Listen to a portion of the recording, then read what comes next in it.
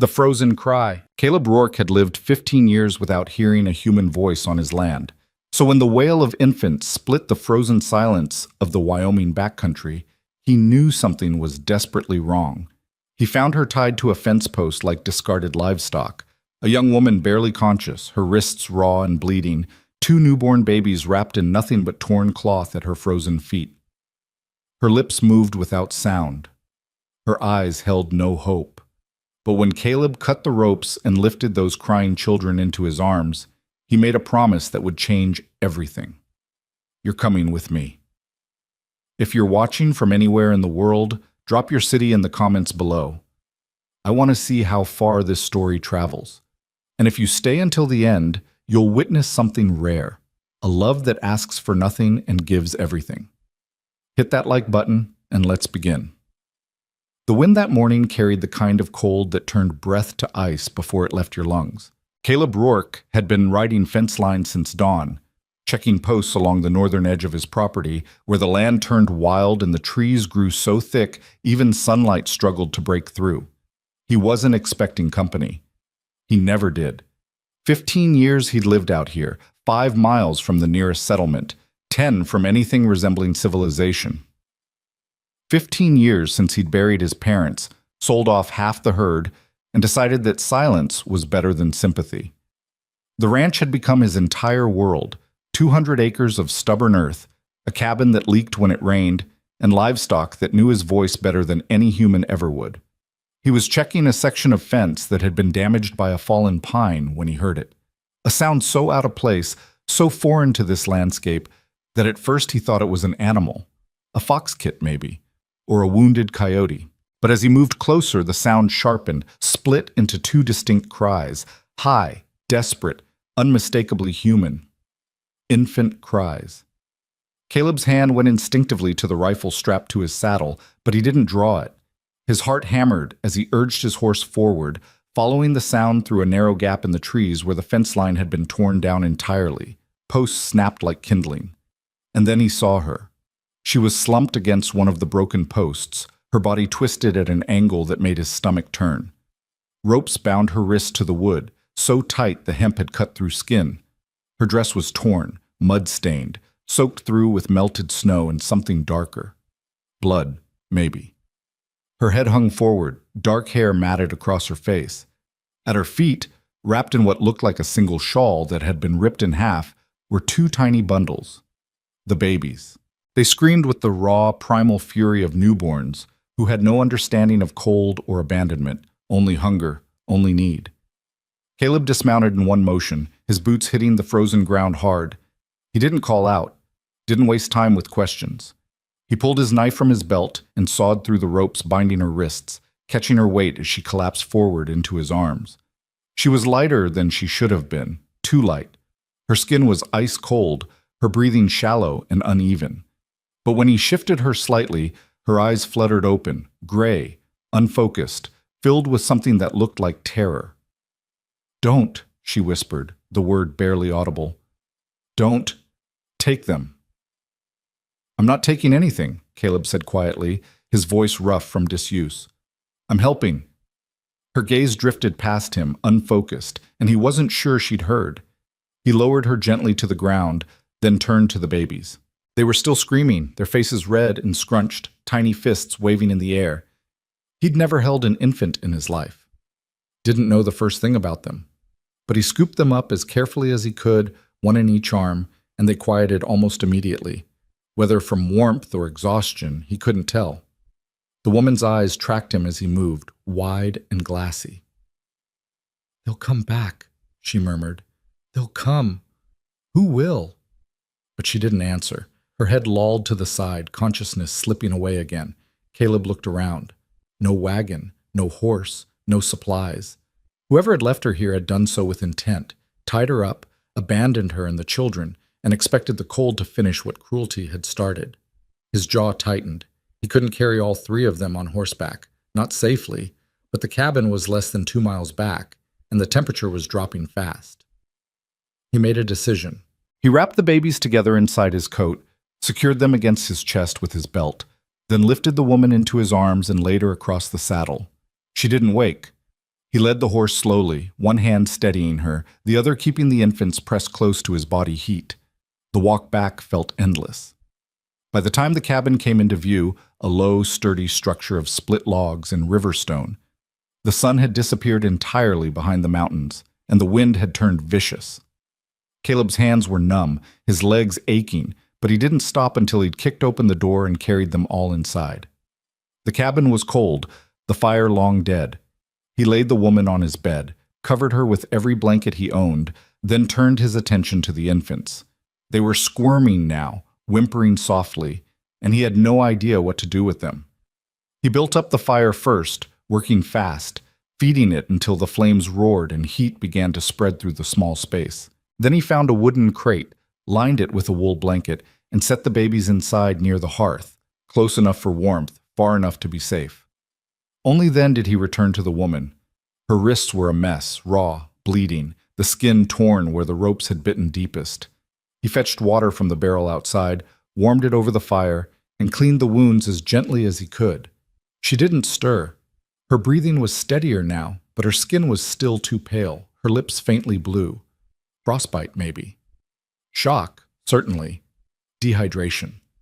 He'd seen it before in cattle left out too long in a blizzard, that hollow, distant look in the eyes, the way the body just gave up.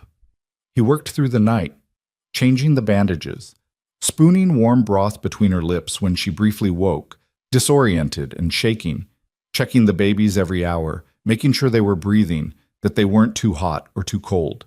He didn't sleep. By dawn, the woman's color had improved slightly. The babies had quieted, their small bodies curled together in the crate, rising and falling with steady breaths. Caleb sat in the chair by the fire, his head tipped back against the wall, exhaustion pressing down on him like a physical weight. He still didn't know her name, didn't know where she'd come from, or who had done this to her. But as he watched the firelight flicker across her sleeping face, he made a decision that surprised even himself. She could stay, as long as she needed, and if anyone came looking for her, they'd have to go through him first. 3 days passed before she was strong enough to speak. Caleb had settled into a rhythm, keeping the fire fed, preparing simple meals, checking her injuries, tending to the babies when they cried. He didn't press her for answers, didn't ask questions she wasn't ready to give. He simply existed alongside her, quiet and steady, offering safety without demand. On the fourth morning, he woke to find her sitting up in bed, her back against the wall, watching him. "You're awake," he said, setting down the coffee pot. She nodded slowly. Her voice, when it came, was hoarse. "Where am I?" "My cabin, about 5 miles north of Carterville." Her eyes widened slightly. "Wyoming?" "Yes." She exhaled, something flickering across her face. Relief, maybe, or resignation. "How long?" 4 days. She looked toward the crate by the fire where the babies slept.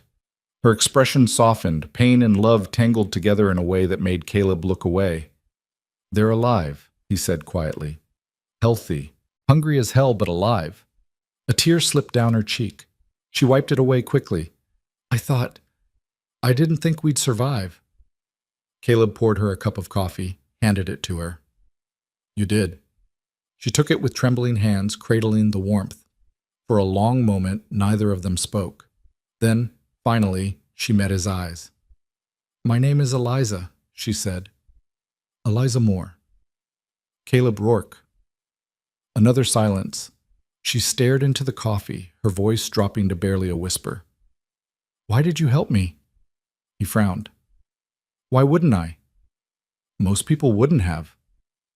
"I'm not most people." She looked at him then, really looked, taking in the worn shirt, the calloused hands, the face that hadn't seen kindness in years but still held it somewhere deep. "No," she said softly. "I don't think you are." Tut-tut. Eliza's story came out in pieces over the following week, delivered in halting sentences during the quiet hours when the babies slept and the fire burned low. She'd been married young, 16, to a man named Thomas Moore, the second son of a landowning family near Laramie. It hadn't been a love match. Her parents had been poor, desperate, willing to trade their daughter for the promise of security. Thomas had been older, stern, indifferent, but he'd provided a roof, meals, a semblance of respectability. For 3 years, Eliza had endured a cold house, a colder husband, whispers from his family that she was barren, useless, a burden they tolerated out of obligation.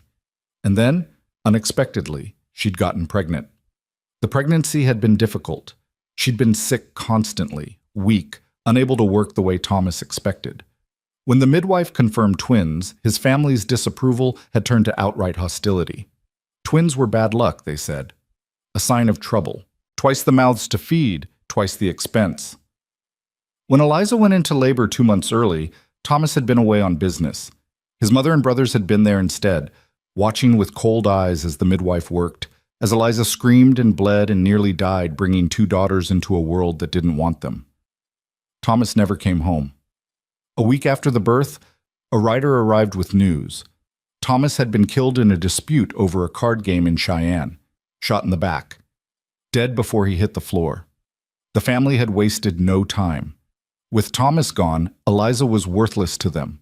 A widow with no sons, only 2 squalling girls who would never carry the Moore name forward. They gave her 1 day to pack, 1 day to leave. When she'd refused, when she'd begged for time to recover, they dragged her from the house in the middle of the night, tied her to a post on the property line, left the babies at her feet. They said the cold would take care of it, Eliza whispered, staring into the fire, that by morning we'd be gone, and no one would ask questions. Caleb's hands tightened around his coffee cup.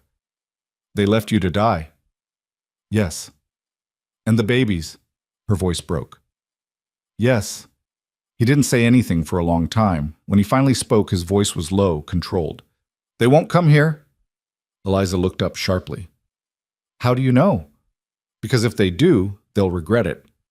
There was something in his tone, something hard and immovable, that made her believe him. She nodded slowly, fresh tears spilling over. Thank you, she whispered, for everything. I don't know how I'll ever... You don't owe me anything, Caleb interrupted. You're safe here. That's enough. But even as he said it, he wondered if it was true, because somewhere deep in his chest, something had shifted. Something he'd thought long dead had stirred back to life. A protectiveness. A purpose. A reason to care about more than just surviving the next season. He didn't have a name for it yet, but it was there. The babies, Grace and Ruth, Eliza named them, began to thrive. They were small, fragile things at first, all wrinkled skin and trembling limbs. But with warmth, food, and Eliza's careful attention, they grew stronger. Their cries turned from desperate wails to healthy demands. Their eyes began to focus, tracking movement, locking onto faces. Caleb found himself drawn to them in ways he didn't expect. He'd never been around children before, never considered fatherhood a possibility. But there was something mesmerizing about watching them. 2 tiny lives unfolding, learning, growing. Grace was the louder one, quick to cry, quick to settle. Ruth was quieter, more watchful, her dark eyes following Caleb around the cabin with unsettling intensity. She likes you, Eliza said one afternoon, smiling as Ruth cooed softly from her place on Caleb's lap. He looked down at the baby, who stared back with solemn focus. She's just figuring out who I am. Maybe. Or maybe she already knows. He didn't know what to say to that, so he stayed silent. But when Ruth wrapped her tiny fingers around his thumb, something fierce and protective surged through him, a feeling he hadn't experienced since his parents died. Eliza noticed. She always noticed. You're good with them, she said quietly. Caleb shook his head. I don't know what I'm doing. Neither do I, but we're managing. He glanced at her. She was sitting by the window mending one of his shirts, her hair tied back loosely, her face lit by the pale winter sun. She looked different than she had that first day. Stronger, steadier, more present. Beautiful, he realized with a jolt. He looked away quickly, heat rising in his face. Caleb? Yeah? She set down the sewing. What happens when winter ends? He frowned. What do you mean? I mean, I can't stay here forever. I need to figure out what comes next, where I'll go, what I'll do. The thought hit him harder than it should have. You don't have to go anywhere. I can't just live in your cabin indefinitely. Why not? She blinked. Because, people will talk. Let them. Caleb. I'm serious, he said, his voice firm. You're safe here. The girls are safe. That's what matters. Eliza studied him for a long moment, something unreadable in her expression. You really mean that? I do. She smiled, small, tentative, but real. Then maybe we'll stay a little longer. Good. And just like that, the question was settled. For now. But the outside world had a way of intruding, even in the most isolated places. A week later, Caleb rode into Carterville for supplies. It was a necessary trip. They were low on flour, salt, cloth for the babies. He didn't like leaving Eliza and the girls alone, but the cabin was secure, and he'd be back before dark. The settlement was small, barely more than a trading post, a blacksmith, and a cluster of weather-beaten houses. Caleb kept his head down as he loaded supplies onto his horse, avoiding eye contact, discouraging conversation. But news traveled fast in small towns. That's Caleb Rourke, someone murmured as he passed. Heard he's got a woman out there now. And babies. Twins, they say. Caleb ignored them. He paid for his goods, secured them to his saddle, and was preparing to leave when a voice stopped him. Mr. Rourke. He turned. A man in a worn coat stood a few feet away, middle-aged, hard-faced, with the look of someone used to getting his way. Do I know you? Caleb asked evenly. Name's Daniel Moore. I believe you have something that belongs to my family. Caleb's hand drifted toward his rifle. I don't have anything of yours. My brother's widow, Eliza, and her children. The words hung in the cold air like a threat. Caleb's expression didn't change. She's not your property. She's family, and family takes care of its own. You left her tied to a fence post in the middle of winter, Caleb said, his voice deadly quiet. That's not family, that's murder. Daniel's jaw tightened. You don't know what you're talking about. I know exactly what I'm talking about, and I know she's not going back. That's not your decision to make. Caleb stepped forward, closing the distance between them. He wasn't a large man, but there was something in his stillness, something cold and unyielding, that made Daniel take an involuntary step back. She stays with me, Caleb said. The girls stay with me, and if you or anyone from your family sets foot on my land, you'll regret it. Daniel's face flushed with anger. You can't. I can, and I will. For a long moment they stared at each other. Then Daniel spat into the dirt and turned away. This isn't over. Yes, Caleb said quietly. It is.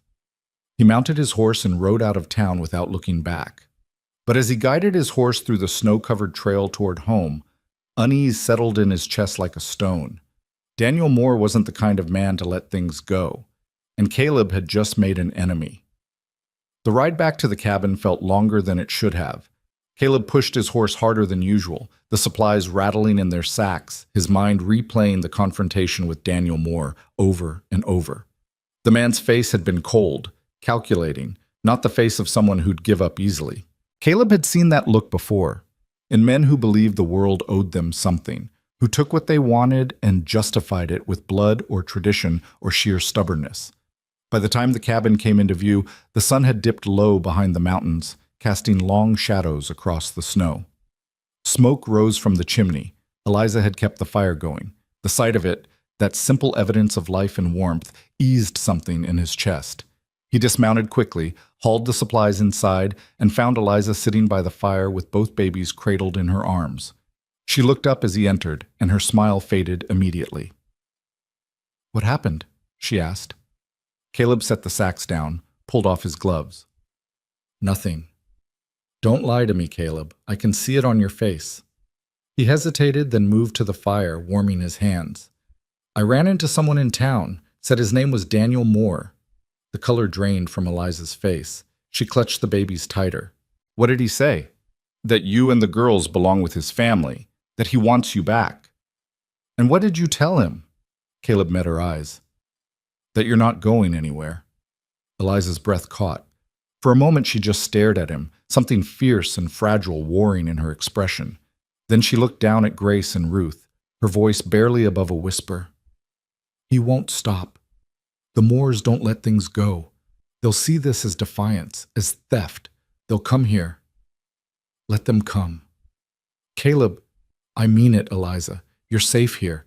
I won't let them take you. She shook her head, tears welling in her eyes. You don't understand what they're capable of. Thomas's family, they have money, influence. They know people. If they decide they want us back, they'll find a way. Not if I have anything to say about it. And what happens when it's not just Daniel? What happens when they bring the sheriff, or a judge, or a dozen men with guns? Caleb crouched down in front of her, his voice steady and low. Then I'll deal with it. But I won't send you back to people who left you to die. I won't do that. Eliza's tears spilled over. Why? Why are you doing this for us? You don't owe us anything. He reached out, hesitated, then gently wiped a tear from her cheek with his thumb. Maybe I don't. But that doesn't mean I'm going to stand by and do nothing. She closed her eyes, leaning into his touch for just a moment before pulling back. I'm scared. I know. What if they hurt you? They won't. You can't know that. No, he admitted, but I can be ready. The fire crackled between them. Outside, the wind had picked up, rattling the shutters. Caleb stood, moved to the window, scanned the darkening landscape. Nothing moved except the trees swaying in the wind. But he couldn't shake the feeling that something was coming. The next few days passed in uneasy quiet. Caleb worked the ranch with one eye always on the trail leading to the cabin. He checked his rifle twice a day, made sure the ammunition was dry and accessible. He reinforced the door, added a wooden bar across the inside that could be dropped into place if needed. Eliza noticed everything. She didn't comment, but he could see the worry etched into every movement, the way she startled at sudden sounds, the way she kept the babies close, the way she watched him with a mixture of gratitude and guilt. One evening, as they sat by the fire after the babies had fallen asleep, she finally spoke. I should leave, she said quietly. Caleb looked up from the piece of leather he'd been mending. What? I should take the girls and go. Find somewhere else. Somewhere far from here. Eliza, you've done more than enough, Caleb. You saved our lives. You gave us shelter, safety, time to heal. But I can't ask you to fight my battles. He set down the leather, his jaw tight. You're not asking. I'm choosing. But why? Why would you risk everything for people you barely know? He was silent for a long moment, staring into the flames. When he finally spoke, his voice was rough. 15 years ago, my parents died in a fire. Barn caught during a drought, spread to the house before anyone could stop it. I was out checking fence line. By the time I got back, they were gone. Eliza's hand went to her mouth. The neighbors came afterward, Caleb continued, brought food, offered condolences. But when I needed help rebuilding, when I needed hands to work the land or money to buy seed, they disappeared. Said I was too young, too inexperienced, that the ranch would fail anyway. Within a year, half of them were circling like vultures, waiting for me to give up so they could buy the land cheap. Caleb, I didn't give up. I worked myself half to death, learned everything the hard way, lost more cattle than I care to count. But I held on. And you know what I learned? He looked at her, his eyes dark and steady.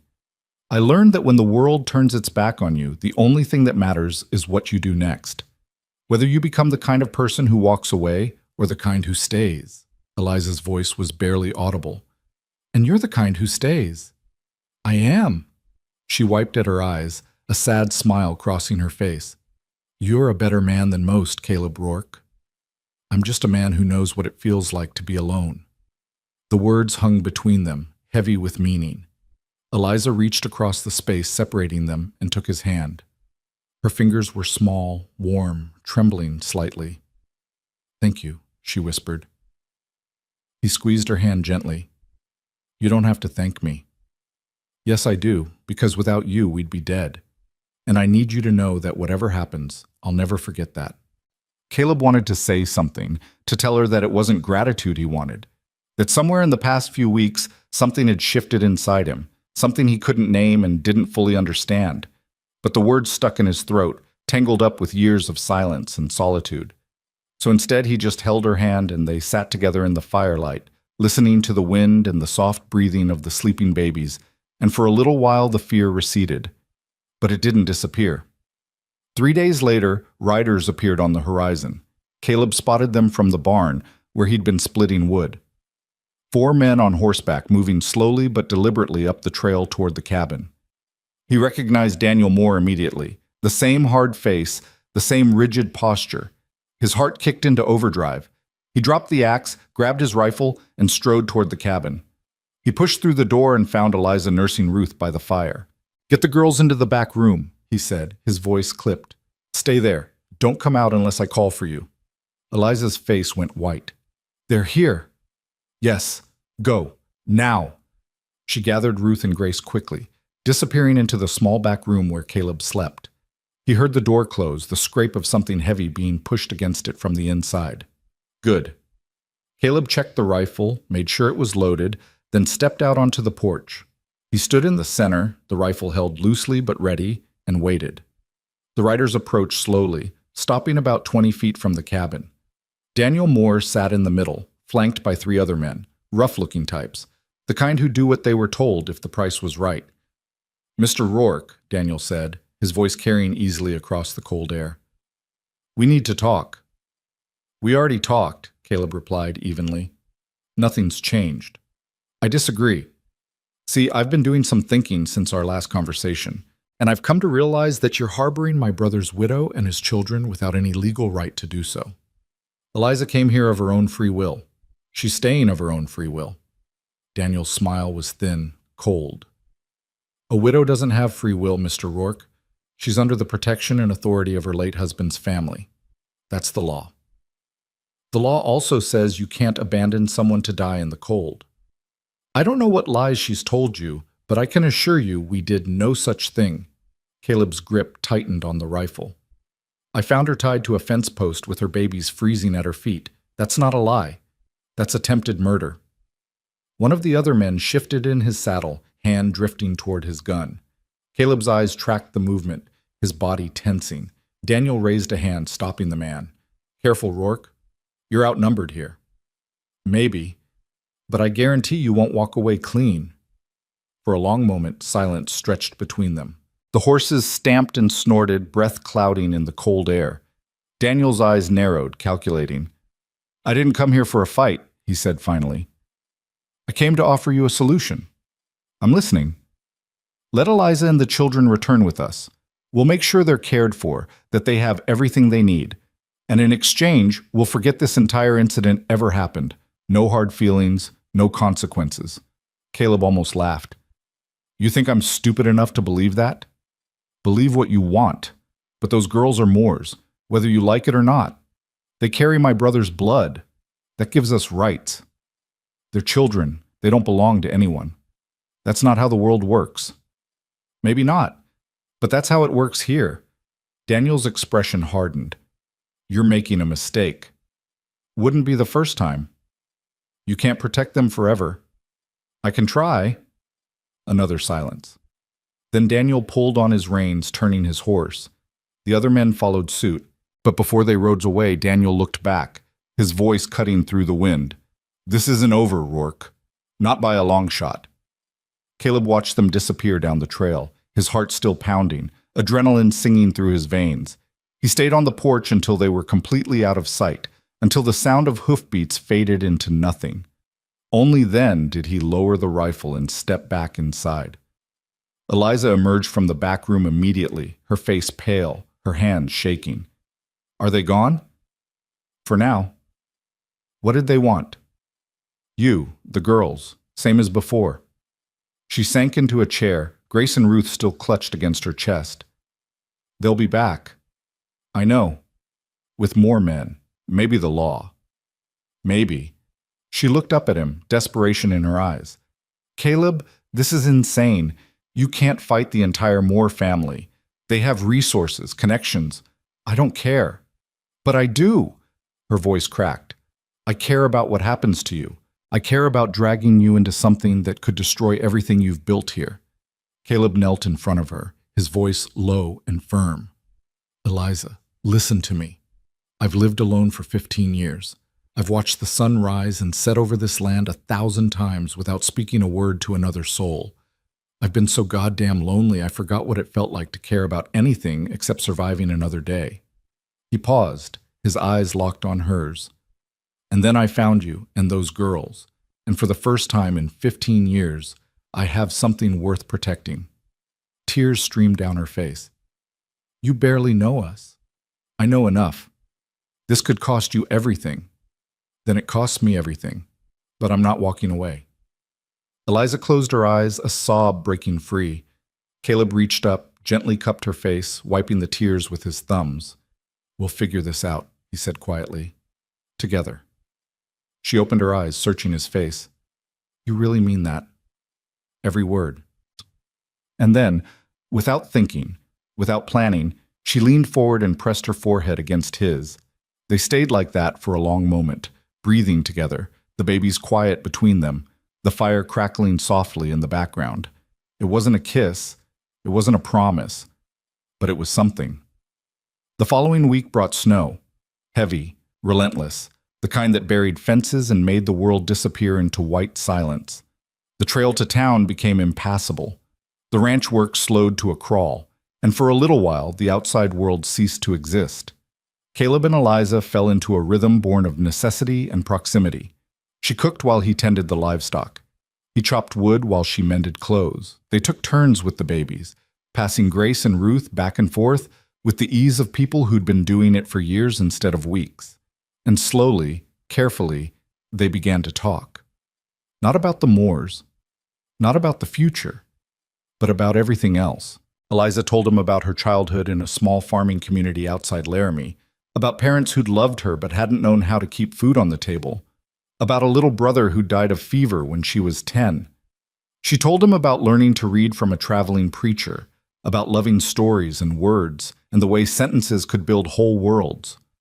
Caleb told her about his parents, about a father who'd taught him everything about ranching and a mother who'd sung while she worked. He told her about the loneliness that had settled in after they died, about the way silence became easier than conversation, about the slow erosion of hope. Did you ever think about leaving? Eliza asked one night, watching him carve a small wooden rattle for Ruth. Every day for the first 5 years, he admitted. Thought about selling the ranch, heading west, starting over somewhere no one knew me. Why didn't you? He paused, studying the wood in his hands. Because leaving felt like admitting they'd won. All those people who said I'd fail, who wanted me gone, if I left, they'd get what they wanted. So you stayed out of spite? A small smile tugged at his mouth. Partly, but also because this land, it's all I have left of them. Every fence post my father set, every stone my mother placed in the garden, leaving would mean losing them all over again. Eliza was quiet for a moment, then, softly, I understand that. Do you? She nodded. Thomas wasn't a good husband, but before he died, before everything fell apart, there were moments, small ones, where I thought maybe we could build something, a home, a family. And when he died, when his family threw me out, it felt like losing even the possibility of that, like everything I'd sacrificed had been for nothing. Caleb set down the rattle, his eyes on hers. It wasn't for nothing. How can you say that? Because you have Grace and Ruth, and they're everything. Fresh tears welled in her eyes, but she smiled through them.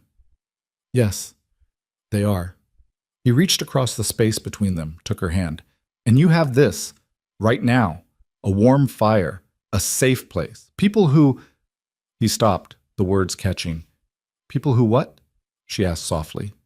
He looked at her, really looked, and saw everything he'd been too afraid to name.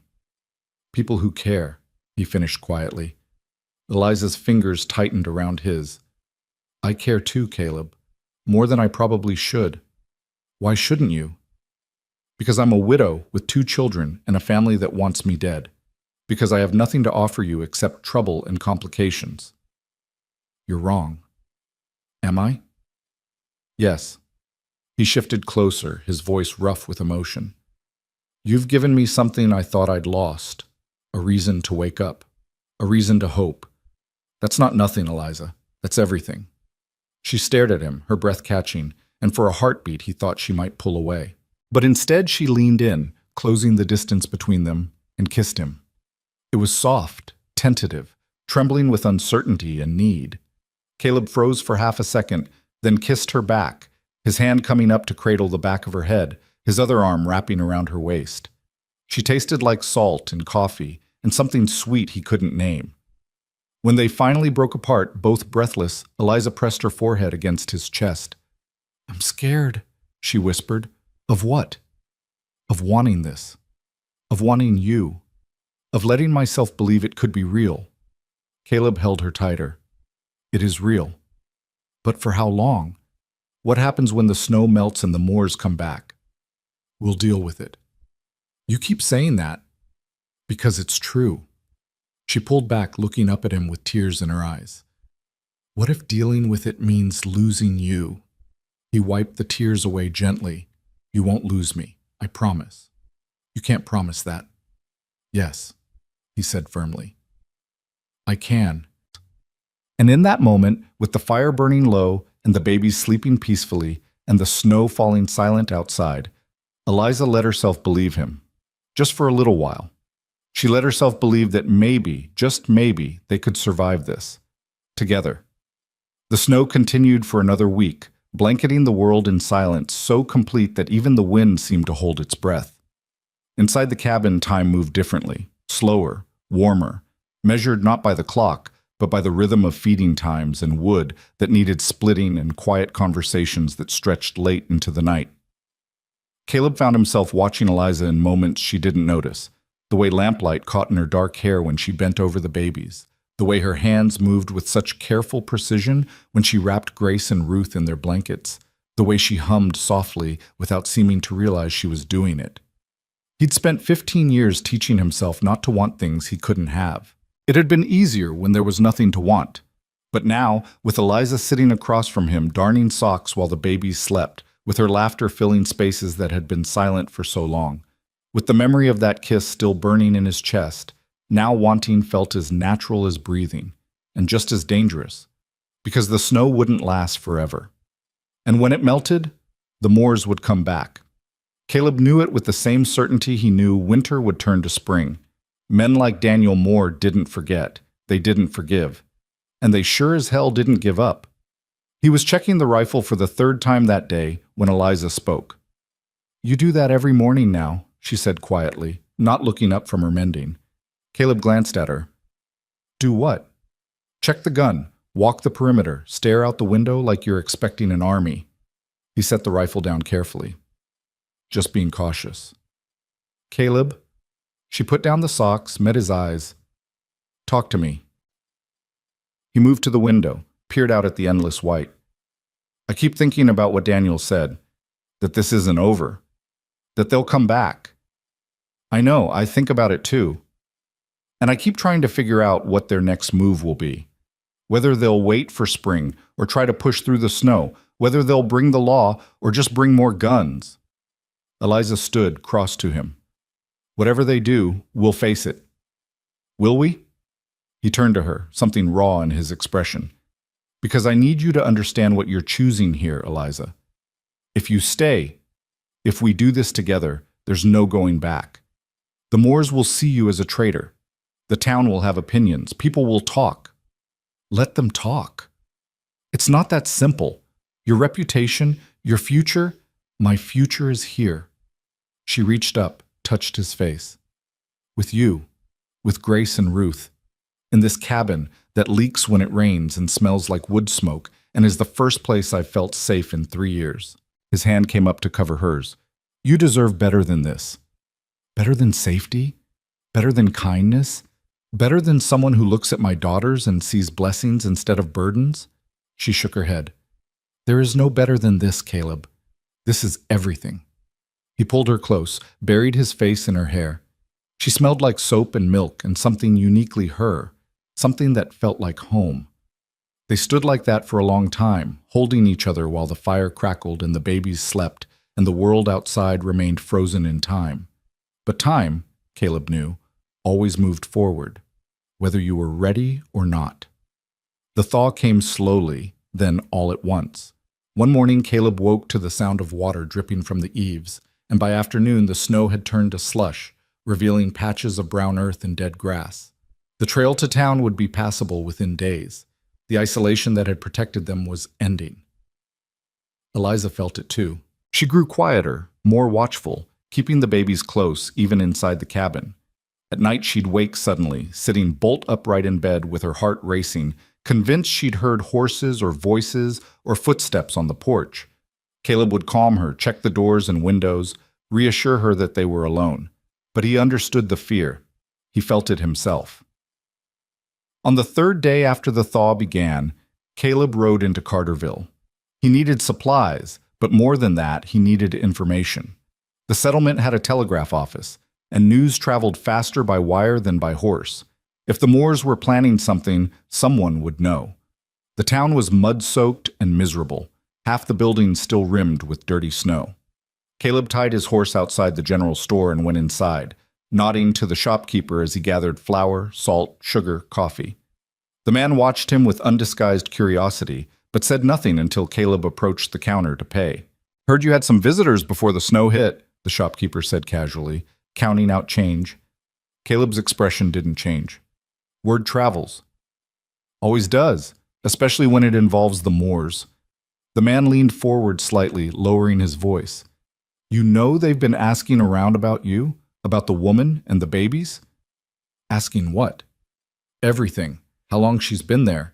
Whether you two are married. Whether anyone's seen bruises on her. Signs of mistreatment. They're building a case." Caleb's jaw tightened.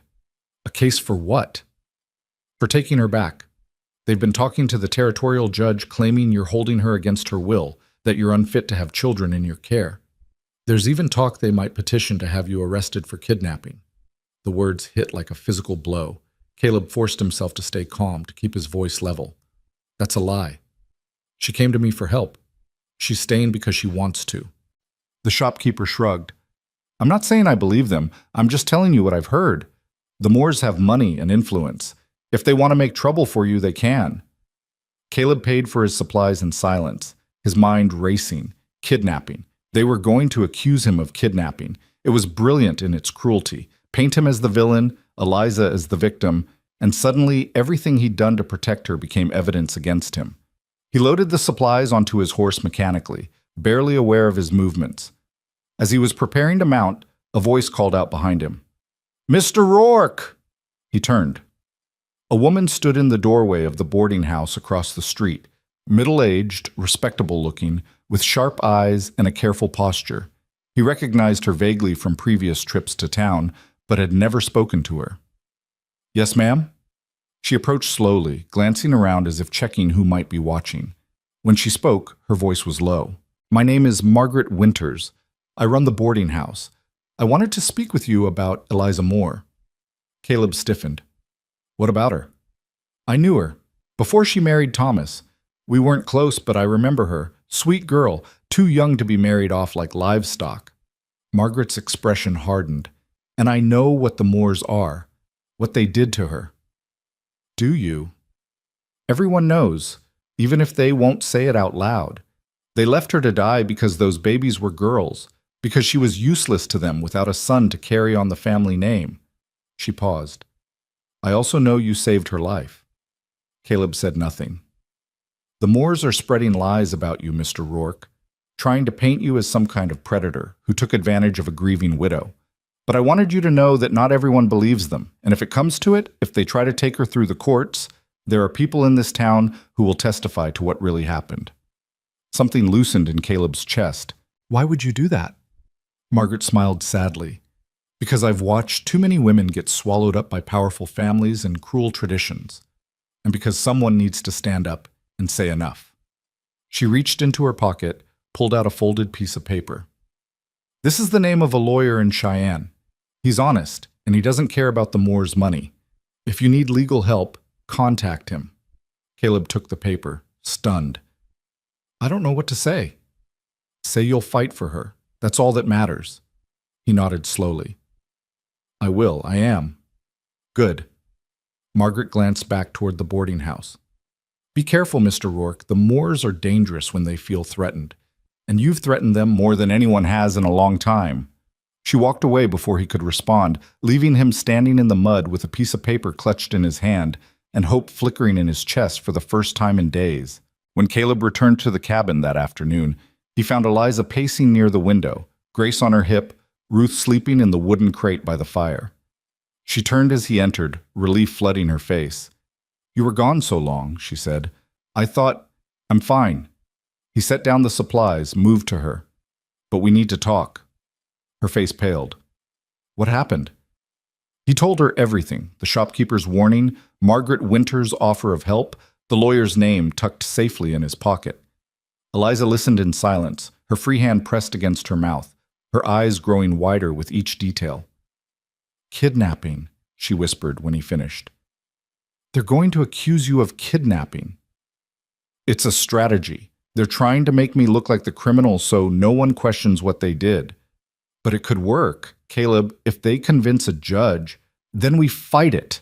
With evidence, with witnesses, with the truth. The truth doesn't always matter when you're up against people with power." He took her shoulders gently. "Maybe not, but it's all we have. And we're not facing this alone anymore. Margaret Winters offered to help. She knows other people who will too." Eliza's eyes filled with tears. Why would she do that? Because she knows what the Moors are, and because she believes in doing what's right. "I don't deserve this. Any of this. Your protection, her help." "Stop."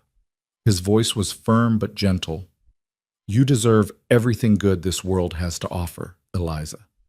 And I'm going to make sure you get it." She broke then, sobbing against his chest while he held her, murmuring reassurances he wasn't sure he could keep. Grace squirmed between them, making small protesting sounds until Eliza pulled back, wiping her eyes, trying to smile. "Sorry," she whispered. "I'm just so tired of being afraid." "I know, but we're going to get through this. How can you be so sure?" He touched her face, traced the line of her jaw. "Because I'm not losing you. Not to them. Not to anyone." The certainty in his voice made something shift in her expression. She leaned up, kissed him softly, and when she pulled back there was steel in her eyes. "Then we fight," she said. "Yes. Together. Always." 2 days later the Moors came back, but this time they didn't come alone. Caleb saw them from the barn where he was repairing tack. 8 riders this time, including Daniel Moore and 3 men wearing badges. His stomach dropped. The law. They'd brought the territorial marshal and 2 deputies. He set down the leather strap he'd been working on and walked slowly toward the cabin, every sense on high alert. Eliza appeared in the doorway, the babies in her arms, her face white as snow. "Take them inside," Caleb said quietly. "Lock the door. Don't open it unless I tell you to." "Caleb, do it. Now." She disappeared inside. He heard the bar drop into place, the scrape of furniture being moved. Good. Whatever happened next, at least she'd be protected. The riders stopped 15 feet from the porch. Daniel Moore sat front and center, a satisfied smirk on his face. The marshal, a hard-looking man in his 50s with a graying beard and tired eyes, dismounted slowly, one hand resting on the revolver at his hip. "Caleb Rourke?" he asked. "That's me. I'm Marshal Hendricks. I have a warrant for your arrest on charges of kidnapping and unlawful detention." The words hung in the air like a death sentence. Caleb forced himself to stay calm, to keep his hands visible and non-threatening. "On whose authority?" "The territorial court, based on testimony from Daniel Moore and his family." "Testimony that's a lie." Hendricks' expression didn't change. "That's for a judge to decide. Right now, I need you to come with me peacefully." "And Eliza? The babies?" Daniel spoke up, his voice dripping with false concern. "They'll be returned to family care where they belong." Caleb's hands curled into fists. "Like hell they will." "Mr. Rourke," Hendricks said sharply, "don't make this harder than it needs to be. You don't understand what you're doing. Those men left her to die. They tied her to a fence post in the middle of winter with 2 newborn babies and expected the cold to kill them. That's the family you're returning her to." One of the deputies shifted uncomfortably. Hendricks' eyes narrowed. "You have proof of that?" "Eliza's testimony. My testimony. The scars on her wrists from the ropes." "Hearsay and circumstantial." Daniel's voice was smooth, confident. My family tried to help Eliza after Thomas died. She ran away in a state of grief and confusion, and this man took advantage of her vulnerability. We're simply trying to bring her home. That's a goddamn lie, and you know it. Watch your language, Mr. Rourke, Hendricks warned, and come along quietly, or I'll add resisting arrest to the charges. Caleb's mind raced. If he fought, they'd shoot him. If he ran, they'd chase him down. If he went with them, they'd take Eliza and the girls, and he might never see them again. There was no good option. No way out that didn't end in disaster. And then the cabin door opened. Eliza stepped onto the porch, Grace and Ruth cradled in her arms. Her chin was raised, her spine straight, and despite the fear in her eyes, her voice was steady. Marshal Hendricks, she said clearly, my name is Eliza Moore, and I need you to hear the truth. Hendricks turned, surprised. Ma'am, you should go back inside. No. She descended the steps slowly, carefully, her eyes locked on the marshal. You came here believing lies. You came here thinking Caleb Rourke kidnapped me. But the truth is, he saved my life. Daniel urged his horse forward. Eliza, you don't know what you're saying. I know exactly what I'm saying. Her voice cut through his like a blade. 6 weeks ago, your family tied me to a fence post and left me to die. They took my daughters, your brother's daughters, and left them in the snow to freeze because they were born female. Because I was worthless to you without a son. Murmurs rippled through the deputies. Hendricks held up a hand for silence. That's a serious accusation, ma'am. It's the truth. Eliza shifted Ruth to her other arm, pulled back her sleeve. The scars on her wrists were still visible, angry red lines where the ropes had cut deep. This is what they did to me. This is the family you want to return me to. Hendricks stared at the scars, his jaw working. One of the deputies dismounted, moved closer to get a better look. His face went pale. Jesus, he muttered.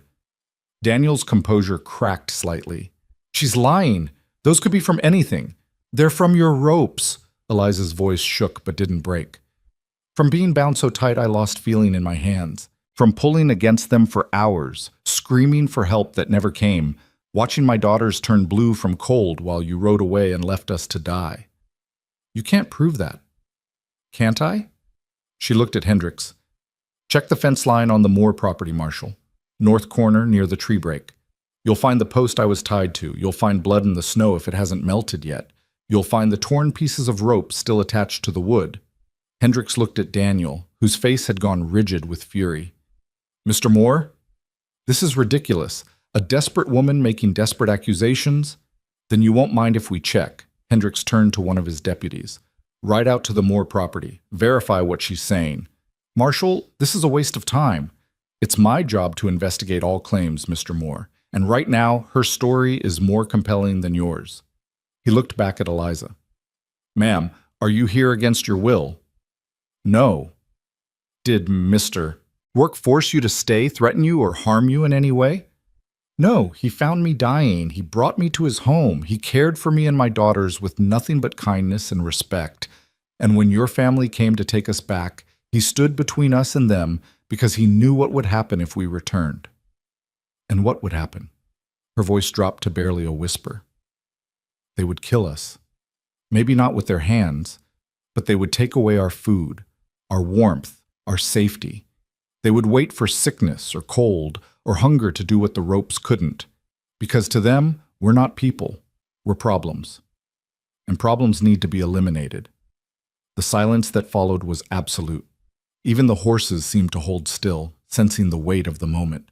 Hendricks looked from Eliza to Daniel to Caleb, his expression unreadable. Finally, he spoke. Mr. Moore, I'm going to need you and your companions to head back to town while we sort this out.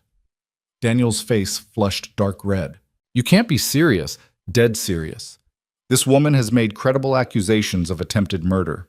Until I can verify or disprove them, Mr. Rourke is not under arrest, and Mrs. Moore is free to stay wherever she chooses. She's not free. She's a widow under family protection. She's a grown woman with the right to speak for herself. Hendricks' voice hardened. And if I find evidence that supports her claims, you and your family will be answering some very difficult questions. Now get off this property before I arrest you for trespassing. For a moment, Caleb thought Daniel might refuse, might draw his gun or order his men to attack. But something in Hendricks' expression, a cold certainty that brooked no argument, made him reconsider. He yanked his reins viciously, turning his horse. "This isn't over," he snarled at Caleb. "Yes, it is," Eliza said quietly. "You don't own me anymore, Daniel. You never did, and you never will." Daniel spurred his horse without another word. The other riders followed, disappearing down the trail in a cloud of mud and fury. Only Hendricks and his deputies remained. The marshal approached Eliza slowly, his expression softening. "Ma'am, are you sure you're safe here? If you need alternative arrangements—" "I'm safe," she said firmly. "Safer than I've ever been." He nodded, then turned to Caleb. "Mr. Rourke, I apologize for the accusations, but I had to follow due process." "I understand. If the deputy confirms what Mrs. Moore said about the fence post and the evidence, I'll be filing charges against the Moore family. You may be called to testify." "Whatever you need." Hendricks tipped his hat to Eliza. "Ma'am, you're a brave woman, braver than most." "I'm just a mother protecting her children. That's the bravest thing there is." He mounted his horse, and the deputies followed suit. Within moments, they too had disappeared down the trail, leaving Caleb and Eliza standing alone in the muddy yard with Grace and Ruth squirming in their mother's arms. For a long moment, neither of them moved. Then Caleb crossed the distance between them in 3 strides and pulled Eliza into his arms, careful not to crush the babies. She collapsed against him, shaking violently, all the strength that had held her upright suddenly draining away. "It's over," he murmured into her hair. "You did it. It's over." "Is it?" Her voice was muffled against his chest. "What if they come back? What if the marshal doesn't find the evidence? What if— Then we'll deal with it. But right now, in this moment, you're safe. The girls are safe. And you stood up to them, Eliza. You looked them in the eye and told the truth, and they couldn't touch you." She pulled back, tears streaming down her face. "I was so scared." "I know, but you did it anyway. That's what courage is." She laughed through her tears, a broken, beautiful sound. "I don't feel very courageous." "You're the most courageous person I've ever met." He kissed her then, soft and deep, tasting salt and relief, and something that felt dangerously close to love. When they finally broke apart, both breathing hard, Eliza rested her forehead against his. "What happens now?" she whispered. Caleb looked down at Grace and Ruth, who had both fallen asleep despite the chaos, their small faces peaceful and perfect. Then he looked at Eliza, at the woman who had walked through fire and come out stronger on the other side. "Now," he said quietly, "we build a life. Together. For real this time. Not hiding, not running, just living. Is that what you want?" "More than anything."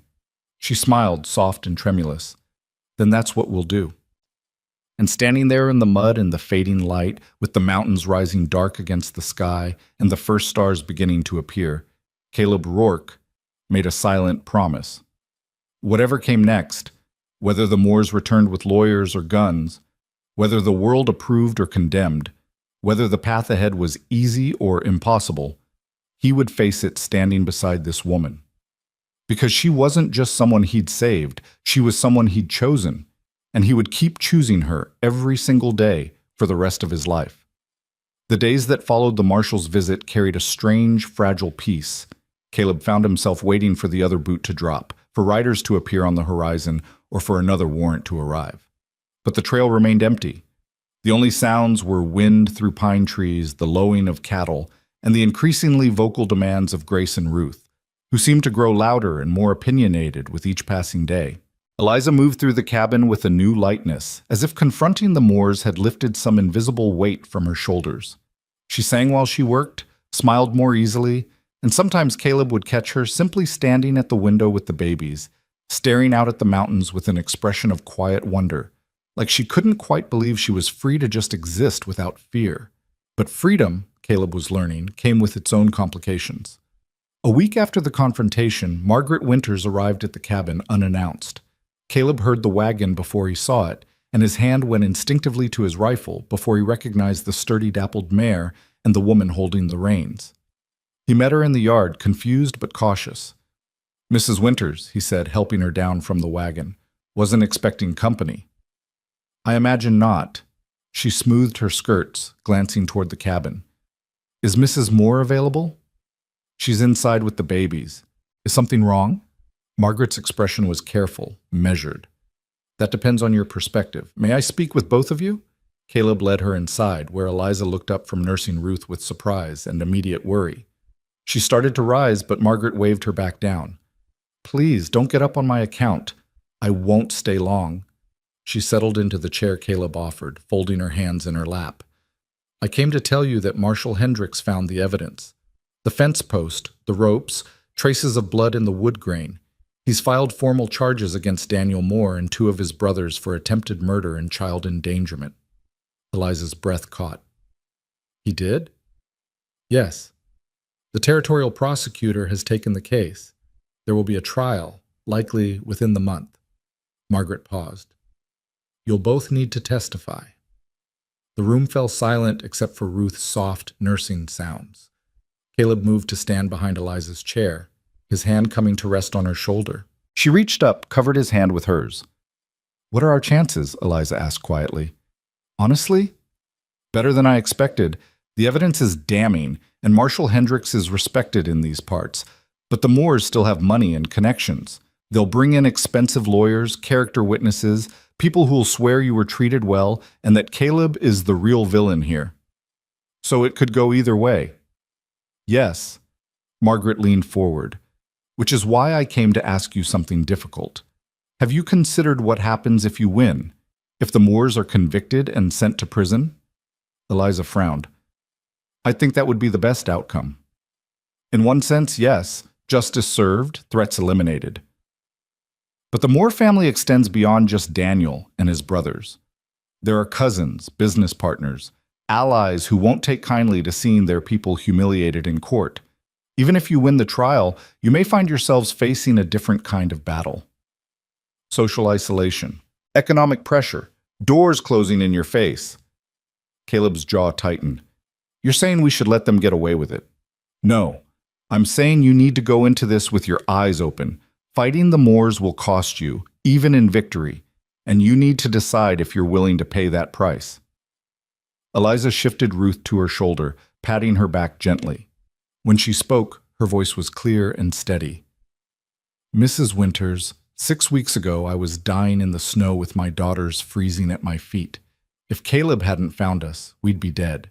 The Moores tried to erase us like we never existed, like we were nothing more than an inconvenience to be disposed of." She looked up at Margaret, her eyes blazing. "So yes, I'm willing to face whatever comes. Because the alternative, letting them walk away without consequences, that would mean their lives matter more than mine, more than Grace and Ruth's, and I won't accept that." Margaret studied her for a long moment, then smiled slightly. "Good. I was hoping you'd say that." She reached into her bag, pulled out several folded documents. "Then you'll want these. Property deeds, marriage certificates, birth records. Everything you'll need to establish yourselves as a legitimate family unit in the eyes of the court." Eliza stared at the papers. "I don't understand." "The Moore's entire case rests on the claim that you're an unprotected widow who needs family oversight. But if you're not a widow, if you're a married woman with a husband capable of providing for you and the children, their legal standing evaporates." Caleb felt the words hit him like a physical blow. "You're saying we should get married." "I'm saying it would strengthen your position considerably. The Moores can't claim guardianship over a married woman, and they certainly can't claim rights to children being raised in a stable, 2-parent household." Margaret set the papers on the table. "Of course, it's your decision. But the lawyer I mentioned, Mr. Harrison in Cheyenne, he suggested it might be worth considering." The cabin fell silent again. Caleb's mind raced, trying to process what she was suggesting. Marriage. Not someday, not when they'd figured things out, but now, immediately.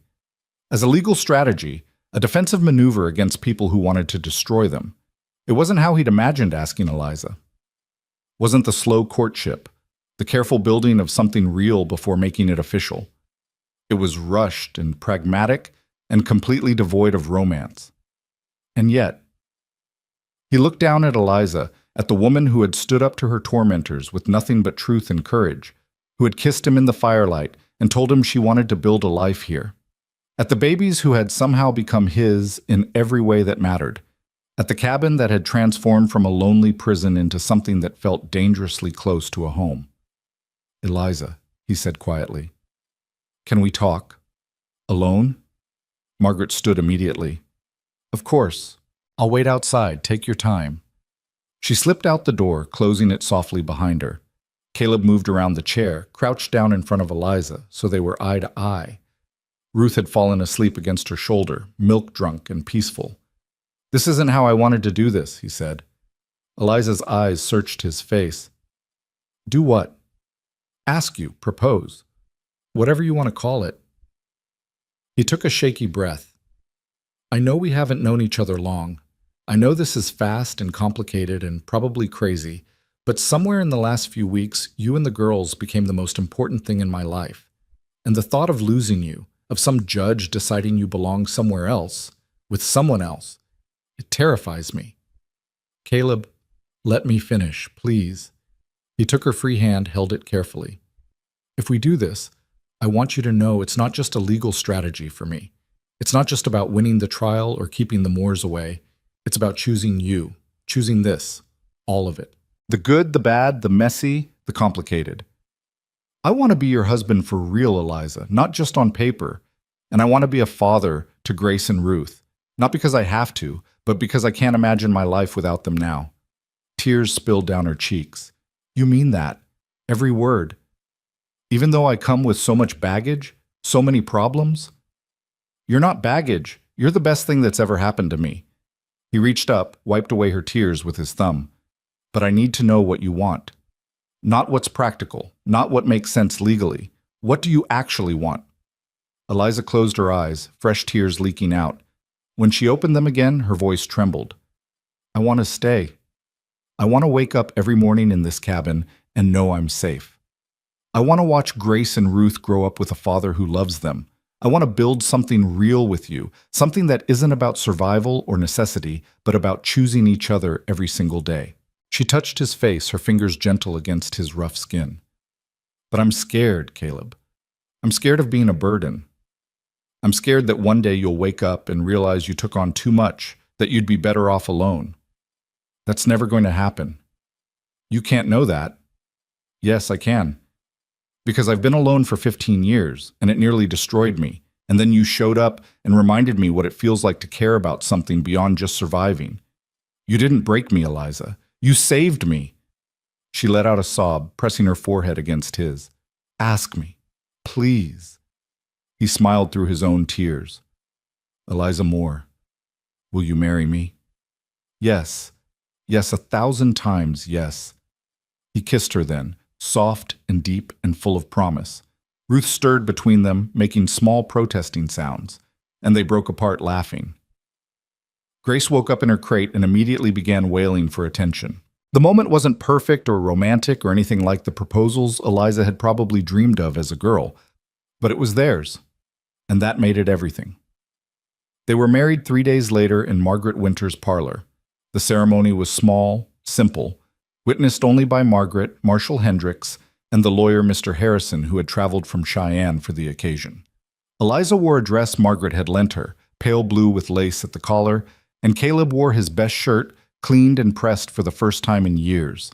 Grace and Ruth attended, naturally, passed back and forth between witnesses when they got fussy. When the minister asked if anyone objected, Ruth let out a loud burp that made everyone laugh and broke the tension that had been building all morning. Caleb's hand shook when he slipped the simple gold band onto Eliza's finger. It had belonged to his mother, one of the few things he'd kept after the fire, and seeing it on Eliza's hand felt right in a way he couldn't articulate. "I love you," he whispered as the minister pronounced them husband and wife. "I should have said it before, but I love you." Eliza's smile was radiant through her tears. "I love you too." The kiss that followed was chaste and brief, mindful of the witnesses, but the promise in it was unmistakable. When they pulled apart, Margaret was dabbing at her eyes with a handkerchief, and even Marshal Hendricks looked suspiciously misty. "Well," Margaret said, recovering her composure, "that's done. You are officially a family now, legal, binding, and completely untouchable by the Moors." Mr. Harrison stepped forward, shaking Caleb's hand firmly. "Congratulations, Mr. Rourke. And Mrs. Rourke," he added with a nod to Eliza, "I'll file the marriage certificate with the Territorial Registry immediately. By the time the trial begins, this will be ironclad." "Thank you," Eliza said softly, "for everything. It's my job to ensure justice is served, and in this case, I believe we're on the right side of it." He gathered his papers, tipped his hat. "I'll be in touch regarding trial preparations. In the meantime, enjoy being newlyweds." The word felt strange and wonderful at the same time. Newlyweds. Caleb had never imagined it would apply to him, had long ago accepted that he'd spend his life alone. But here he was, married, with 2 daughters who weren't his by blood, but felt like his in every way that mattered. They rode back to the cabin in Margaret's wagon, the babies bundled between them, the late afternoon sun turning the snow-capped mountains golden. Caleb kept stealing glances at Eliza, at the ring on her finger, at the way she smiled at nothing in particular. "What are you thinking?" he asked finally. She looked at him, her expression soft. "That I never thought I'd feel this way again. Happy. Safe.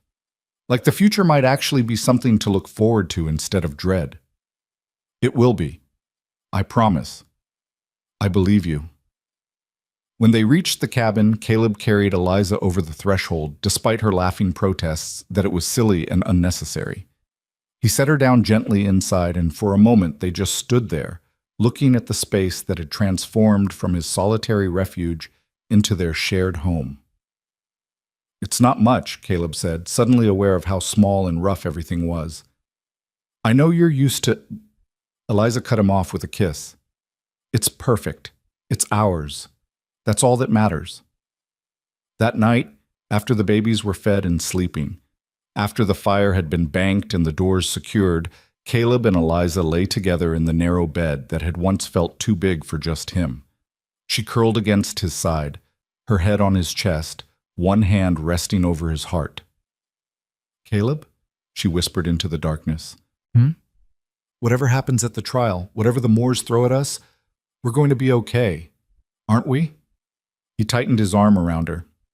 "Yes, because we have something they don't." "What's that?" "Each other, and love that's real, not built on ownership or obligation." He pressed a kiss to her hair. "They can't touch that, no matter how hard they try." She was quiet for a long moment. Then, so softly he almost missed it. "Thank you for choosing us. Thank you for letting me." They fell asleep like that, wrapped together in the darkness, while outside the wind whispered through the pines and the stars wheeled overhead and the world continued its slow turn toward whatever came next. The trial began on a cold Tuesday morning in late March. The courthouse in Carterville was packed. Curiosity seekers, more family supporters, townspeople who had come to watch the spectacle of one of the territory's wealthiest families being dragged through the mud. Caleb felt every eye on them as he walked in with Eliza, her hand tight in his, the babies left in Margaret's care for the day. The Moors sat across the aisle, Daniel and his 2 brothers, flanked by expensive lawyers in city suits. They didn't look at Eliza, didn't acknowledge her existence. It was a calculated slight, an attempt to demonstrate that she was beneath their notice. But Caleb saw the tension in Daniel's jaw, the way his hands gripped the armrests. He was worried. Good. The prosecutor was a young man named Thomas Garrett, serious and thorough, with a reputation for not backing down from powerful defendants. He laid out the case methodically. Eliza's testimony, the physical evidence from the fence post, Caleb's account of finding her near death, Marshal Hendricks' investigation. When Eliza took the stand, the courtroom went silent. She wore the same blue dress from the wedding, her hair pulled back simply, her hands folded in her lap. She looked small in the witness chair, fragile, but when she began to speak, her voice was clear and unwavering. She told them everything: the marriage to Thomas, the pregnancy, the family's hostility, Thomas's death, the night they dragged her from the house and tied her to the post, leaving her and the babies to freeze, the hours of agony, the certainty that she would die. And then Caleb, appearing like something out of a dream, cutting her free and carrying them to safety. The defense lawyer tried to shake her testimony during cross-examination, suggesting she was confused, traumatized, that her memory was unreliable. But Eliza didn't waver. "I remember every detail," she said firmly. "I remember Daniel's voice telling his brothers to make sure the ropes were tight. I remember watching them ride away without looking back. I remember thinking my daughters would die in the snow because we were inconvenient. Those memories don't fade, sir. They're burned into my mind forever." By the time she stepped down, several people in the gallery were crying. Even the judge looked troubled. Caleb testified next, describing exactly what he'd found and the condition Eliza and the babies were in. The defense tried to paint him as an opportunist who had taken advantage of a vulnerable widow, but Mr. Harrison was ready with character witnesses: Margaret Winters, the shopkeeper from Carterville, even a few neighboring ranchers who testified that Caleb was known as honest and hardworking. The trial lasted 3 days. The defense brought their own witnesses, more family friends who swore Eliza had been treated well, that her claims were fabrications, that she'd left of her own accord in a state of emotional distress. They painted her as unstable, ungrateful, manipulative, but they couldn't explain away the fence post, the ropes, the blood, the scars on Eliza's wrists that the judge had examined personally. On the 4th day, the jury deliberated for 6 hours. Caleb and Eliza waited in a small room behind the courthouse, barely speaking, holding hands so tightly their fingers went numb. When the bailiff finally called them back, Caleb's heart was hammering so hard he thought it might burst from his chest. The jury foreman stood, a weather-beaten rancher in his 60s. "On the charge of attempted murder, we find the defendants guilty. On the charge of child endangerment, we find the defendants guilty." The courtroom erupted. Someone screamed. Daniel Moore shot to his feet, face purple with rage, shouting something Caleb couldn't hear over the chaos. The judge banged his gavel, calling for order, but it took several minutes for the noise to die down. When silence finally fell, the judge looked at Daniel and his brothers with cold contempt. The evidence in this case reveals a pattern of cruelty and disregard for human life that this court finds unconscionable. You will each serve 10 years in the territorial prison. In addition, all claims you or your family have made to guardianship over Mrs. Rourke and her children are hereby permanently dissolved. Take them away. Marshals moved forward, shackling the 3 men. Daniel fought, cursing and threatening, but they dragged him out nonetheless. His brothers went more quietly, heads down, defeated. Eliza collapsed against Caleb, sobbing so hard her whole body shook. He held her, murmuring reassurances, barely able to process what had just happened. They'd won. Against all odds, against money and power and influence, they had won. Outside the courthouse, a small crowd had gathered. Some looked pleased, others angry. But Margaret Winters was there, beaming, and when she saw them, she rushed forward and embraced them both. "You did it," she said, laughing and crying at the same time. "You actually did it. We couldn't have done it without you," Eliza said. "Nonsense. You did this yourselves. All I did was open a few doors." "Mr." Harrison joined them, shaking Caleb's hand. "Congratulations, Mr. Rourke. Justice isn't always this clear-cut, but today it was. You should be proud. Thank you for everything. It was my pleasure. Now go home. Be with your family. You've earned it." The ride back to the cabin felt surreal. The world looked the same mountains, same trees, same rutted trail, but everything felt different, lighter. Like a weight that had been pressing down on them for months had finally lifted. When they arrived, Margaret was waiting with Grace and Ruth, both babies squirming and fussing.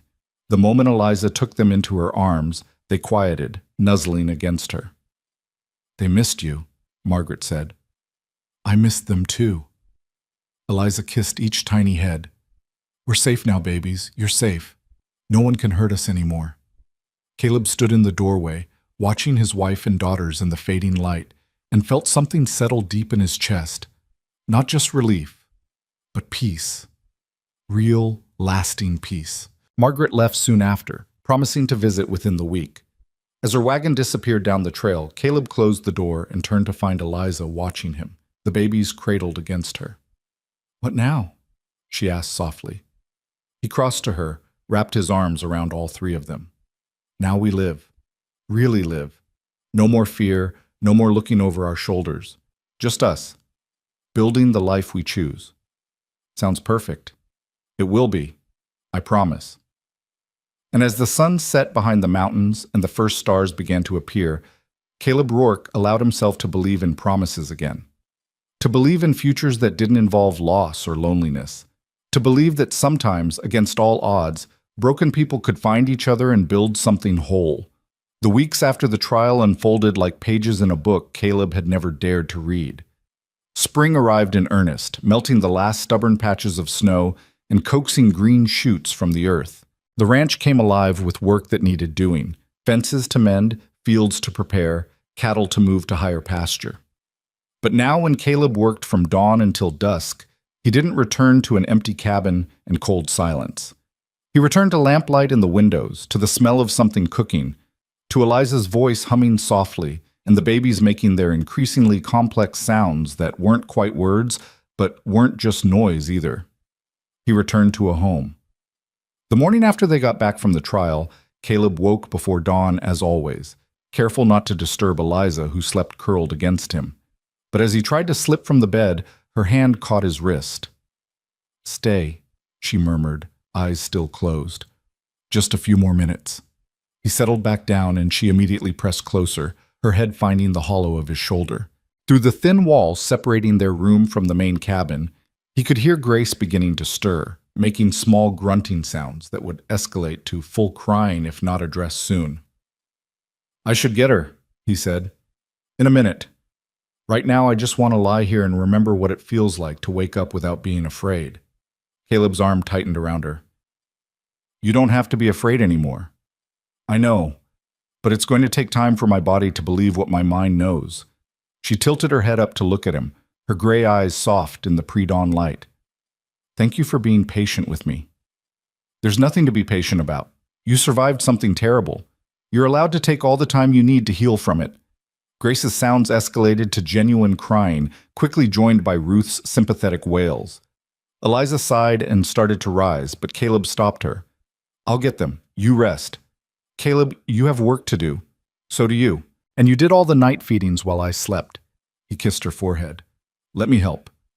He pulled on his pants and went to the babies, scooping both of them up with the practiced ease he'd developed over the past weeks. They quieted immediately at his touch, their small faces scrunching up as they decided whether to continue protesting or accept this development. "Good morning, little ones," he said softly, carrying them to the window where dawn was just beginning to paint the sky pink and gold. "See that? That's the sun coming up over the mountains. Means it's a new day. A good day. A day where nobody's going to hurt you or your mama ever again." Ruth grabbed his finger and squeezed it with surprising strength. Grace just stared at him with those solemn dark eyes that seemed to see straight through to his soul. Behind him, he heard Eliza moving around, stoking the fire, putting coffee on to boil. The domestic sounds filled something in him he hadn't known was empty. This was what people meant when they talked about contentment, he realized. Not constant happiness or perpetual excitement, but this quiet rightness, this sense that all the pieces had finally clicked into place. "You're good with them," Eliza said, appearing at his elbow with 2 cups of coffee. She handed him one, then took Ruth so he could drink. "Natural." "I don't know about that. I'm just doing what feels right." "That's what being a good father is." She leaned her head against his arm. "They're lucky to have you." "I'm the lucky one." They stood like that for a while, watching the sunrise together, while Grace and Ruth dozed against their shoulders, and Caleb thought that if his life had ended right then, he would have died a happy man. But of course life didn't end. It kept going, one day rolling into the next, bringing both challenges and small joys in equal measure. The first challenge arrived in the form of a lawyer representing the remaining Moore family members, cousins and distant relatives who hadn't been implicated in the criminal trial, but who had very strong opinions about what should happen to Thomas Moore's daughters. The letter arrived with a traveling merchant who delivered mail to the remote ranches, and Caleb's stomach sank the moment he saw the official seal. He waited until after dinner to show it to Eliza, not wanting to ruin the whole day. She read it in silence, her face growing paler with each line. "They want custody," she said finally, her voice hollow.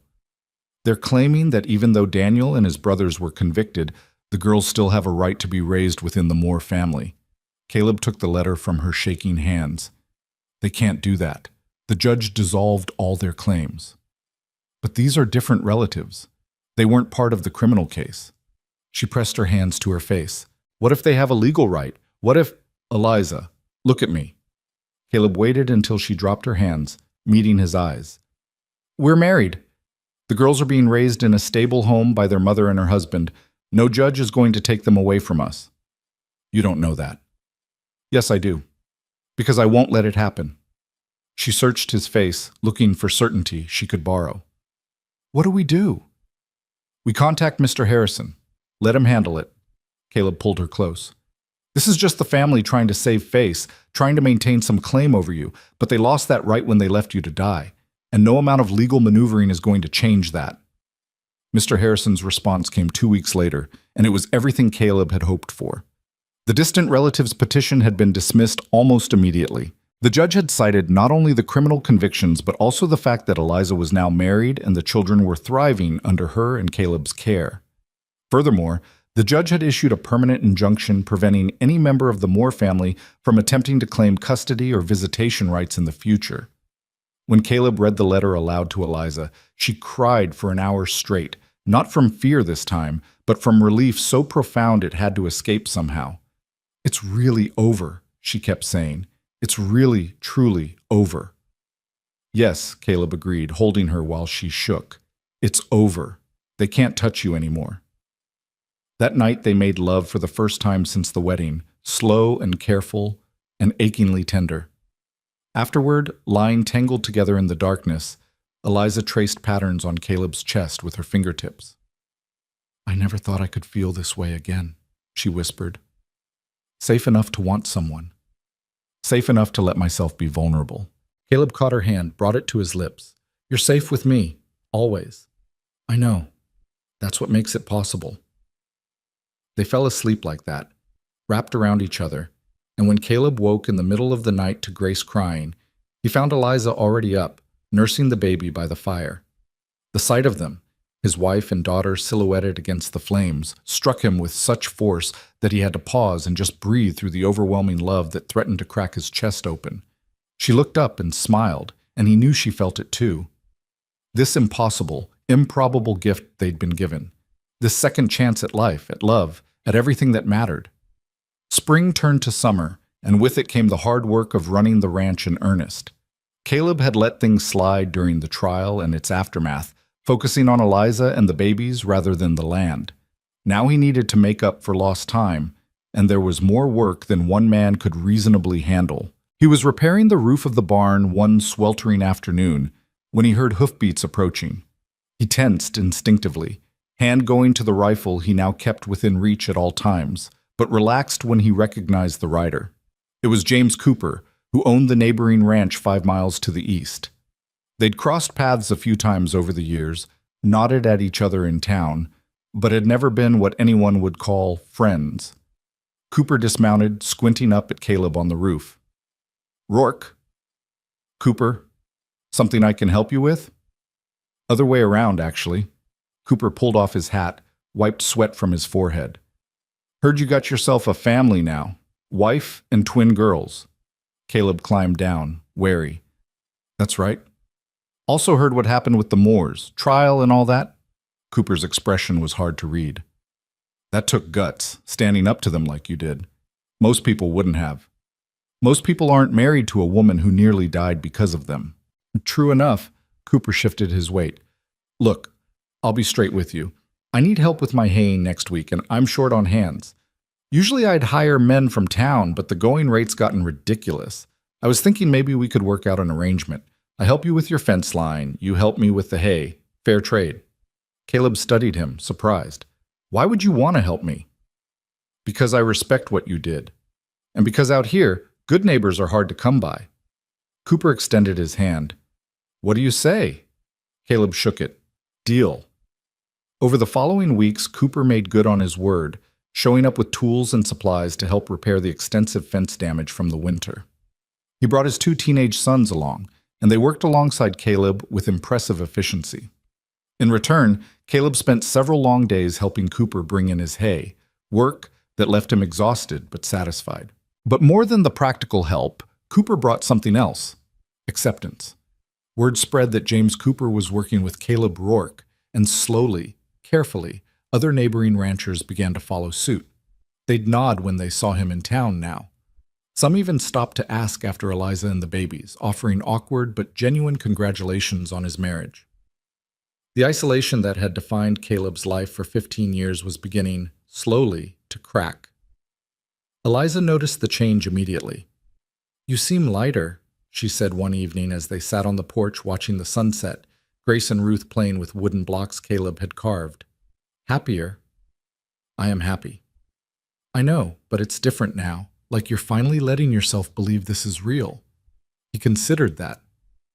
"Maybe I am. Cooper invited us to a barn dance next month. His daughter's getting married." Eliza's eyes widened. "Really? And you want to go?" "If you do. It might be good for you to meet some of the other women around here. Build some friendships." She looked down at her hands, a shadow crossing her face. "What if they judge me? What if they think—" "They won't." Caleb took her hand. "Cooper told his wife about what happened. She told the other women. They're on your side, Eliza. They want to meet you, to welcome you." "How do you know?" "Because Cooper said his wife has been asking when she can come visit, and Margaret mentioned that several women from the church auxiliary want to organize a quilting circle, and they'd like you to join." Tears welled in Eliza's eyes. "A quilting circle?" "Yes. Is that bad?" She laughed through the tears. "No, it's wonderful. I just never thought I'd have that again. Friends, community, a place where I belong." "You belong here. With me, with the girls, with these people who are learning what I already know, that you're strong and brave and deserve every good thing." She kissed him then, soft and sweet, and Grace made a disgusted sound that made them both laugh. The barn dance was everything Eliza had hoped for, and also terrifying in ways she hadn't anticipated. She spent an hour that morning trying on the 3 dresses she owned, discarding each one as either too worn or too plain. Finally, Caleb had taken her shoulders gently and said, "You could wear a flour sack and you'd still be the most beautiful woman there." "You're biased." "Absolutely. But I'm also right." She'd settled on the blue dress from the wedding, and Margaret had lent her a shawl embroidered with delicate flowers. Grace and Ruth wore matching outfits that Eliza had sewn herself, staying up late by lamplight to get them finished in time. When they arrived at Cooper's ranch, the barn was already full of people, ranchers and their families, townsfolk, even a few traveling merchants who'd timed their routes to attend. Music spilled from the open doors, fiddles and guitars playing a lively reel that made Eliza's feet want to move despite her nervousness. Cooper's wife, Martha, descended on them immediately. She was a stout, cheerful woman with kind eyes and a laugh that could probably be heard in the next county. "You must be Eliza." She embraced her warmly, then immediately reached for the babies. "Oh, and these must be Grace and Ruth. Aren't they just precious? James told me all about them. Come, come. There are people you need to meet." Before Eliza could protest, Martha had swept her away into a crowd of women who welcomed her with genuine warmth. They cooed over the babies, asked polite but not intrusive questions about her settling into ranch life, and included her in their conversation as if she'd always been part of their circle. Caleb watched from across the barn, relief and pride swelling in his chest. James Cooper appeared at his elbow, pressing a cup of cider into his hand. "Your wife seems to be fitting in well," Cooper observed. "She is. Thank you for this." "Don't thank me. Martha's been planning this assault for weeks." Cooper grinned. "She's determined to make sure your wife knows she has friends out here." "I appreciate it more than you know."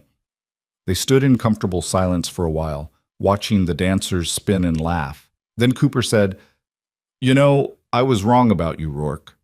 Caleb looked at him questioningly.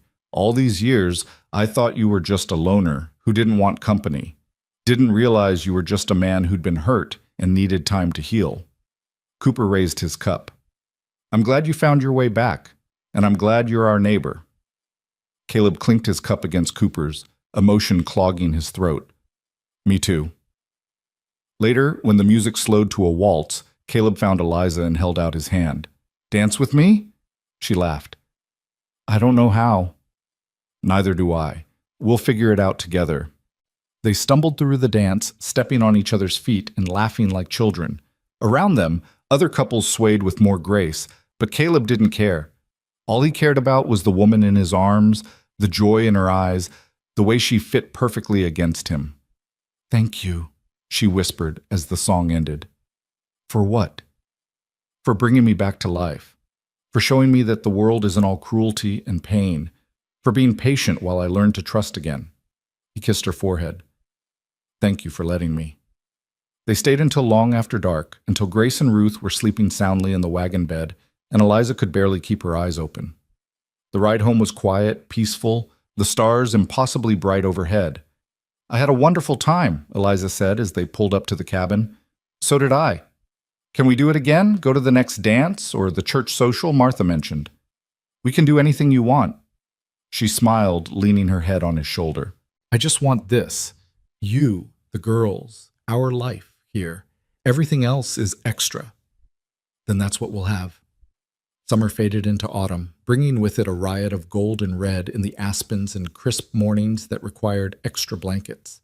Grace and Ruth grew at an astonishing rate, developing personalities that were distinct and occasionally challenging. Grace was bold and loud, quick to laugh and quick to anger. Ruth was quieter, more thoughtful, content to observe before diving in. Caleb found himself completely enchanted by both of them. He'd carve them toys from scrap wood and marvel at how they'd play with them for hours. He'd hold them while Eliza cooked dinner, telling them stories about the ranch, about the animals, about the mountains that rose like sentinels in the distance. They wouldn't understand the words, but they'd watch his face with rapt attention, and that was enough. One evening in late October, after the girls were asleep and the fire had burned down to coals, Eliza set aside her mending and looked at Caleb with unusual seriousness. "I need to tell you something," she said. His heart jumped. "What's wrong?" "Nothing's wrong. Actually, I think something might be very right." She took a deep breath. "I'm pregnant." The words hung in the air between them. Caleb stared at her, his mind struggling to process. "You're pregnant?" "Yes. I wasn't sure at first, but now I am. I'm maybe 8 weeks along." "We're having a baby." The reality of it crashed over him like a wave. "We're having a baby." "Yes. Are you happy about it?" He crossed the distance between them in 2 strides, pulling her into his arms. "Happy? Eliza, I don't have words for what I am. Overwhelmed, grateful, terrified." She laughed shakily. "That's pretty much how I feel too." He pulled back to look at her, one hand coming to rest gently on her still flat stomach. "Our baby. Yours and mine. Are you scared?" "Out of my mind, but also more excited than I've ever been." He kissed her softly. "We're going to have a family. A real family. We already have a family." "I know, but this feels like the final piece, the one that makes everything complete." Tears slipped down her cheeks. "I love you so much." "I love you too, more than I knew it was possible to love someone." The pregnancy progressed smoothly, despite Eliza's fears. She'd been so sick with Grace and Ruth, but this time she sailed through the first few months with only mild queasiness. As her belly began to swell, Caleb found himself constantly touching it, marveling at the life growing inside. "You're going to spoil this baby before it's even born," Eliza teased one night as Caleb pressed his ear to her stomach, trying to hear movement. "I'm making up for lost time. I didn't get to experience this with Grace and Ruth.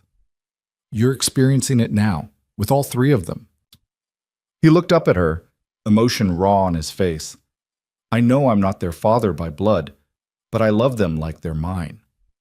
"Caleb, you are their father. Biology doesn't change that. You're the one who holds them when they cry, who teaches them new things, who makes them feel safe and loved. That's what makes you their father. I just want to make sure they know, that they never doubt they belong here, with us." "They won't. How could they when you love them so completely?" Winter came again, blanketing the world in white. But this time Caleb didn't face it with dread. The cabin was warm, full of laughter and life. Grace and Ruth were walking now, stumbling around on unsteady legs and getting into everything. Eliza's belly had grown round and full, and she moved with the careful grace of a woman in her final trimester. Margaret Winters visited regularly, bringing supplies and news from town. She'd become not just a friend, but a grandmother figure to the girls, spoiling them shamelessly with sweets and toys. "You've built something beautiful here," she said one afternoon, watching Grace and Ruth play while Eliza dozed by the fire. "Against all odds, against everything the Moors threw at you, you built a life worth living." Caleb looked around the cabin, at his sleeping wife, his daughters, the evidence of their shared existence in every corner. "We got lucky." Luck had very little to do with it. You made choices, hard ones, and you stuck by them even when it would have been easier to walk away. Walking away was never an option. That's why you won. She patted his hand. That's why you'll keep winning. The baby came on a cold March morning, arriving so fast that Caleb barely had time to ride for the midwife. By the time Martha Cooper arrived, Eliza had already delivered a healthy, screaming baby boy into Caleb's shaking hands. "Well," Martha said, surveying the scene with amusement, "looks like you managed just fine without me." Caleb stared down at his son, and he was his son, no qualifications needed, utterly dumbstruck. The baby was tiny, red-faced, furious at being born, and absolutely perfect. "You did it," he told Eliza, who looked exhausted and radiant and more beautiful than he'd ever seen her. "You did it." "We did it," she corrected, reaching for the baby. "Together." They named him Thomas, after Eliza's brother who died young, but they called him Tommy. Grace and Ruth were fascinated by him, wanting to touch his tiny fingers and toes, confused about why he cried so much. Caleb spent hours just holding him, walking the cabin floor in the middle of the night, singing songs his mother had sung to him. "You're going to spoil him rotten," Eliza warned, but she was smiling. "Absolutely. That's my job as his father." "And what about their job?" She nodded toward Grace and Ruth, who were currently building a tower of blocks in the corner. "Also to spoil him. We're a family of spoilers." She laughed, and the sound filled every corner of the cabin with warmth. Spring arrived in full force, and with it came news that the Moore property was being sold to pay the family's debts. The empire that had seemed so powerful, so untouchable, had crumbled under the weight of scandal and criminal convictions. The distant relatives who had tried to claim custody of Grace and Ruth had moved east, too ashamed to stay in the territory. "It's over," Eliza said when Caleb told her. "Really, truly over." "Yes. They can't hurt you anymore. Any of you." She was quiet for a moment, staring out the window at the greening meadows. "Do you ever wonder what would have happened if you hadn't found me that day? If you'd ridden a different fence line or stayed in the barn an extra hour?" "No," Caleb said firmly. "Because you're here. That's all that matters. But don't you think about it? How close we came to—" He pulled her close, one hand cradling the back of her head. "I think about what we have now.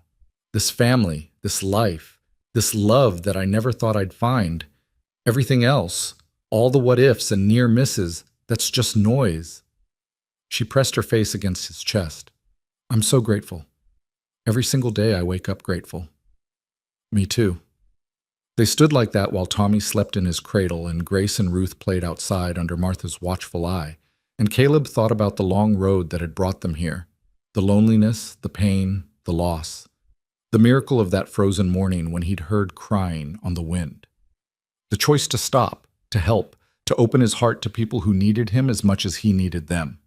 He'd spent 15 years believing he was meant to be alone. That isolation was his lot, his punishment for surviving when his parents hadn't. But he'd been wrong. He hadn't been meant for loneliness. He'd been waiting for Eliza, for Grace and Ruth, for Tommy, waiting for the family he hadn't known he needed. "Caleb?" Eliza's voice pulled him from his thoughts. "Yes?" "I want to plant a garden, a big one, with vegetables and flowers, something beautiful that we can tend together." He smiled, kissing the top of her head. "Then that's what we'll do." And they did. Over the following weeks, they worked side by side, turning soil, planting seeds, building a fence to keep the wildlife out. Grace and Ruth helped by digging holes in random places and filling them with rocks. Tommy observed from a blanket in the shade, his dark eyes tracking everything with intense focus. The garden grew, and so did their life. Caleb added a room onto the cabin for the children, built a larger barn, expanded the herd. Eliza started teaching Grace and Ruth their letters, reading to them from the few books they owned. The church ladies' quilting circle became a regular fixture, with women gathering at the cabin twice a month to sew and gossip and share news. Years passed in a blur of seasons and small moments that added up to something extraordinary. Grace grew tall and fearless, always climbing trees and exploring caves despite her mother's warnings. Ruth became the reader, the thinker, content with books and puzzles. Tommy developed into a sturdy boy with his father's quiet strength and his mother's gentle heart. More children came. Another boy, then a girl, then twins again, because apparently that ran in Eliza's family. The cabin expanded to accommodate them all, sprawling and chaotic and filled with the constant noise of a large, happy household. On their 10th wedding anniversary, Caleb and Eliza stood on the porch watching the sunset while their children played in the yard. Grace was 15 now, practically grown, already catching the eye of Cooper's youngest son. Ruth was teaching the twins to read. Tommy was showing the younger boys how to whittle. "Can you believe it's been 10 years?" Eliza asked, her hand in his. "Some days it feels like yesterday. Others it feels like we've been together forever. Do you ever regret it? Taking us in, changing your whole life?" He looked at her, at the woman who had transformed his existence from mere survival into something rich and meaningful. Not for a single second. Not even when the children are driving you crazy? Especially not then. He pulled her close. "You gave me something I thought I'd lost forever. Hope, purpose, a reason to wake up every morning excited about what the day might bring. You gave me those things too. You gave me life itself." They kissed as the sun painted the sky in shades of gold and pink, and their children groaned dramatically at the display of affection, and somewhere in the distance a coyote called to its mate. This was the life Caleb Rourke had built from the ashes of loneliness and loss. A life filled with love and laughter, with challenges overcome and joys celebrated. A life that had started with a frozen cry on the wind and a choice to stop, to listen, to care. He'd spent 15 years alone, believing that was his fate. But fate, he'd learned, was just another word for the choices you made when everything hung in the balance. And he'd chosen love. He'd chosen family. He'd chosen to believe that even the most broken people could find healing in the most unexpected places. As darkness fell and they herded the children inside for dinner, Caleb paused in the doorway, looking back at the land he'd once seen as a prison. The mountains rose dark against the starlit sky, eternal and unchanging. But everything else had changed. Everything that mattered. "Papa, are you coming?" Tommy called from inside. "Yes," Caleb said, smiling. "I'm coming." And he stepped inside, closing the door behind him, shutting out the darkness and the cold and the memory of who he used to be. Because that man was gone. In his place stood a husband, a father, a man who had learned that the greatest courage wasn't in facing danger or standing up to powerful enemies. It was in opening your heart to love when everything in your past said you shouldn't. It was in choosing hope when despair would have been easier. It was in believing that tomorrow could be better than yesterday, even when all the evidence suggested otherwise. Caleb Rourke had made those choices, and they had saved him just as surely as he had saved Eliza on that frozen morning so many years ago. The cabin door closed with a soft click, and inside the laughter and warmth continued late into the night, a beacon of light in the Wyoming darkness. A testament to the family that shouldn't have existed, but did. A testament to love that refused to be defeated. A testament to the simple truth that sometimes, when you least expect it, a frozen cry on the wind can change everything. And if you're brave enough to answer it, you might just find exactly what you've been searching for all along.